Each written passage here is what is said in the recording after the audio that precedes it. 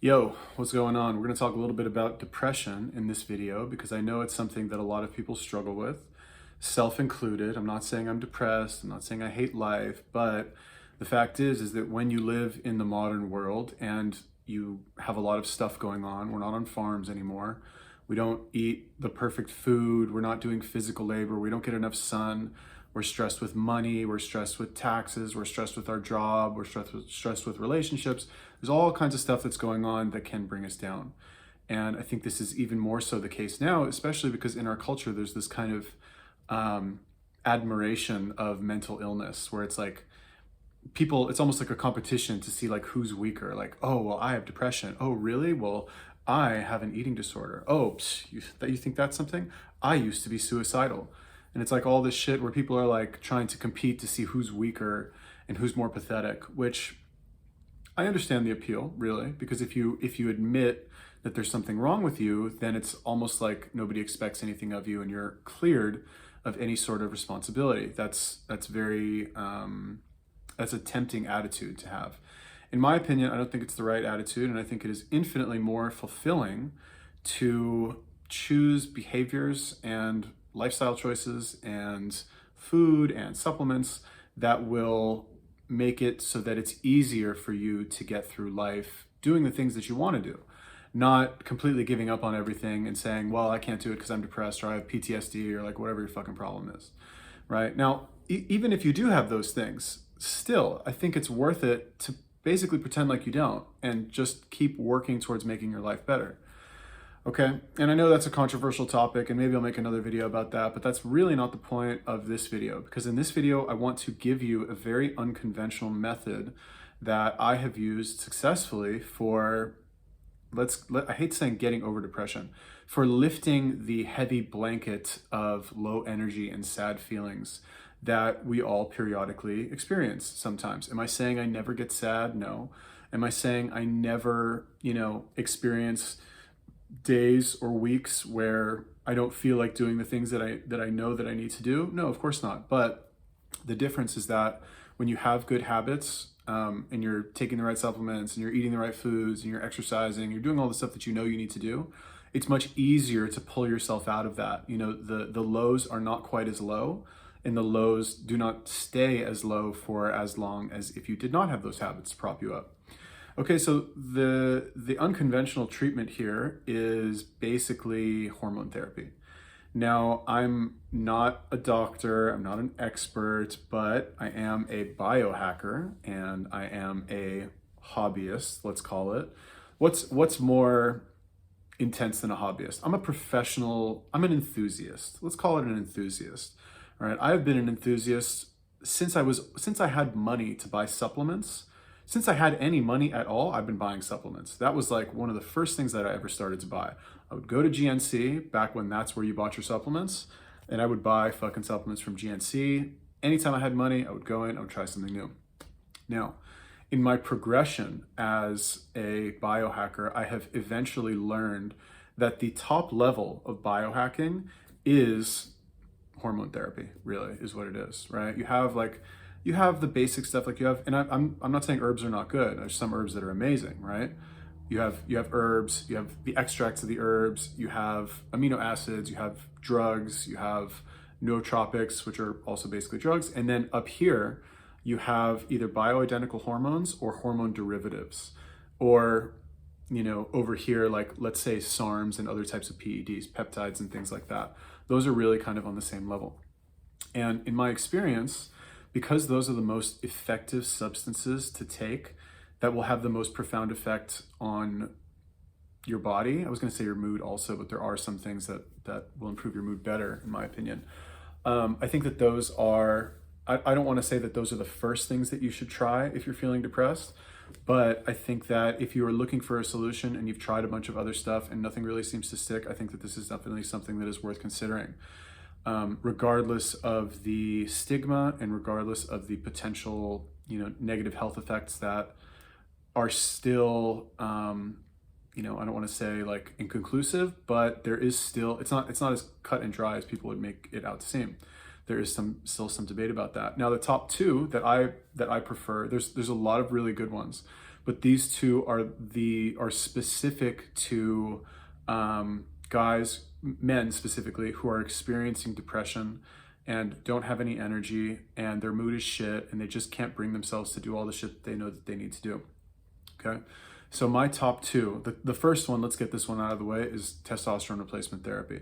Okay, I have been doing TRT now since, I don't know, May, maybe June, and I'm a fan. This is something that is here to stay. They say when you go on TRT, you go on for life, which I think is making it a lot more dramatic than it actually is. You can come off if you want. It's not something you're like, you have to stay on forever or you'll never produce testosterone again. No, you'll bounce back. There's a thing called homeostasis. When you're on TRT, you'll produce less. But I believe, based on my experience, that it is, number one, it is a lot more benign than people are making it out to be. There are some side effects, but they can be controlled. It's a lot more benign, and the benefits are really not something that you can get. Like the myriad of benefits that you experience from TRT, you can't get all of that from any other singular substance. Okay, improved muscle gain, more energy, better mood. You have like this more, and I don't take a lot. 100 milligrams a week, and that is it. Like and believe me, I'm tempted to go higher. Really, I am. Like I feel this good on 100. Like I can only imagine what 200 would be like, for example. But I don't, because I want to keep it manageable and sustainable. And I know that once you start down that slippery slope of increasing, you know, before you know it, you're blasting fucking 500 milligrams a week as a cruise. And I don't want to do that. I just don't want to do it, right? Now, what does this have to do with depression? Now, before this, it wasn't like I was depressed and like TRT made me fucking so happy and I love life. I was feeling good before this anyway. I was also taking a lot of other supplements. I just made a video on my current supplement, nootropic stack. You guys are welcome to check that out if you want. But I was taking a lot of other stuff, and I feel that the hormone optimizing effect, or that's not really the right way to put it, the increase in testosterone, let's just call it what it is. The increase in testosterone that injecting testosterone or TRT will actually do for you is a very good like rounding out factor for everything else that I was taking. It's almost like, to give you an analogy, it's almost like I was trying to prop myself up with a bunch of sticks, like one stick over here for this arm, one stick for this arm, one stick for, you know, whatever. And then you do TRT, and it's almost just like it provides this like really soft cushion behind you, in addition to all the sticks that kind of props you up. Increased muscle gain, more fat burning. I'm at a comfortable 190 pounds now without really trying to gain weight, which is a good like 8 pounds heavier than I've been in the past. You know, like I've maintained like 180, 181, 182, 183 for most of my adult life. And then since being on TRT, yeah, I've changed my workouts here and there, but I'm not like killing myself in the gym. I've gone up 7 pounds, and I'm not like, I'm not trying, basically is what I'm trying to say. Not necessarily, it wasn't my goal to gain fucking muscle necessarily. I just wanted it for like the overall health benefits. But I gained muscle, you know, whatever. It's a nice little side effect there. So for depression, I think that it is absolutely, I don't want to say non-negotiable. It's, if you have depression and you're a man, it's definitely something that you should try. You're over 30 years old, you feel like shit, nothing else is working for you. You've tried antidepressants, you've tried supplements, you've tried fucking dieting and working out and all this other stuff, which are all things that you should do. I'm not saying you shouldn't do any of those things and you should only do TRT. I need to do all of that stuff to keep the sadness at bay. Which is one of the reasons why I'm so obsessed with this kind of thing, is because I need all of the help that I can get, just because, I don't know, genetically, I just focus on bad things. I don't know what it is, really. So that's why I've researched this, and that's why I've gotten so obsessed with working out and eating the right foods, because I know, yeah, for you, maybe you can eat that piece of pizza and you'll feel fine. For me, it's going to ruin my day. So anyway, I believe that TRT is very good. There are some side effects, but I believe that all of the side effects are overstated as a way for people to kind of protect themselves from, you know, not necessarily getting sued, but like getting internet sued, let's call it, where like you advocate for a certain type of treatment that maybe is taboo or maybe doesn't have a lot of evidence behind it. Not saying it doesn't work, it just does not have a lot of scientific evidence that says like all of these scientists got together and they determined through their little fucking double-blind study that like this does this, therefore now we can say that it does. All right, just because no scientists have gotten together and tested that doesn't mean that that isn't actually the case. You know what I'm saying? So it doesn't mean that you can't actually say like TRT works, it fucking cures your depression, or not cures your depression, but it makes it a lot more manageable. It makes life a lot easier for you. So I really do believe that that is the case. And if you are a man and you are over, let's lower it to, I don't want to say 25, let's say 25 at the low end. But I think it's definitely something that is worth trying. You still have to have a healthy diet. You still have to work out. You still have to fucking do all of the stuff that you need to do. And not only that, you need to do more stuff on top of that, because like I said, there are some side effects that you will experience that if they are not taken care of ahead of time, you could conceivably have health problems. Things like managing your blood pressure, things like managing your estrogen, things like managing your DHT. All of those are important side effects or precautions that you need to take if you are going to start on TRT, which I believe that every man really should, to be honest with you. I think every man over 25 should get on it because it's just that good. Okay, so highly recommend you guys ask your doctor about that. I have actually started, so you know, I've been talking about this coaching program that I am starting, really, and it's for men only, and I'm helping men basically who are over 30 years old, let's say, get their youthful body and energy level back. I'm 37 right now. I can probably count on one hand the amount of 37-year-old guys that I know, probably not even count on one hand, to be honest with you, who are as fit as me, have as much energy as me, who are in as good a shape as me, and just are, you know, like as fit as I am, basically, is the easiest way to put it. And it's not just because of TRT, I just want to make that clear. I think TRT is important, and I can advise you on that as well, even though I'm not a doctor, but it's something that I would be happy to talk to a lot of guys out there about if you're looking for more information and you want some help from me and you trust me and you think I'm credible or whatever. I'd be happy to do that. So the second one, and this one is a little bit more controversial because it's technically not a, it's a schedule. Well, I guess testosterone is scheduled also, but the next one is, as far as I know, it's not legal. I should have actually looked up the legal status. But it's, I think you say it metandianone, I want to say, Dianabol. So if you are depressed, Dbal is, it is the most effective antidepressant that I've ever taken in my life. Like, you are incredibly fucking happy on this shit. It is insane, like actually insane, how happy you feel when you take just a tiny little bit of Dbal. Now, I've taken Dbal. I took Dbal basically for I took Dbal maybe 3 times a week for about 6 months a couple of years ago. And at the time I was doing powerlifting, and the reason, well, whatever. I chose powerlifting. I chose to switch to powerlifting because of some study that showed that powerlifters retained myonuclei in their muscles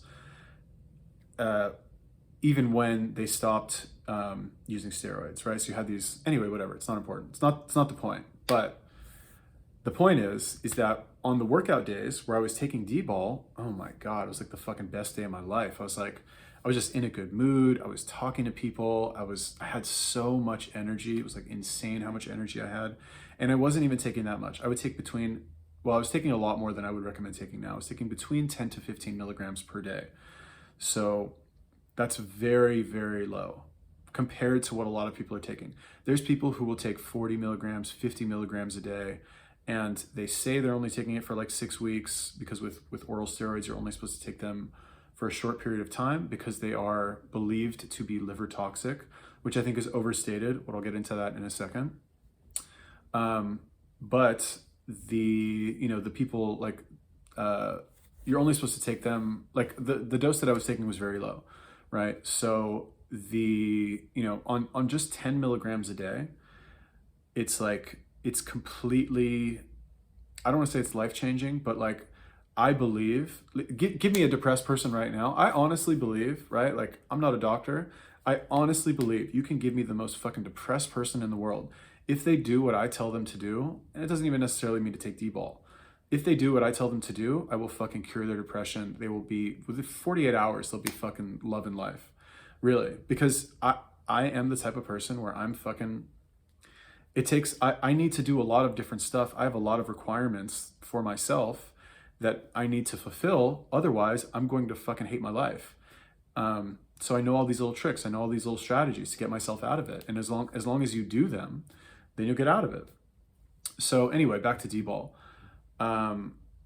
It's amazing. Oh my God, you feel so good. Now what's the issue with Dbal is that they say it's liver toxic, right? So Dbal is an oral steroid that is, it's like C17 alkylated or something like that. Basically, they do something to it where they make it so that your body can, so that you can take it orally and that you don't have to inject it, right? For convenience sake, for like not feeling like a crackhead.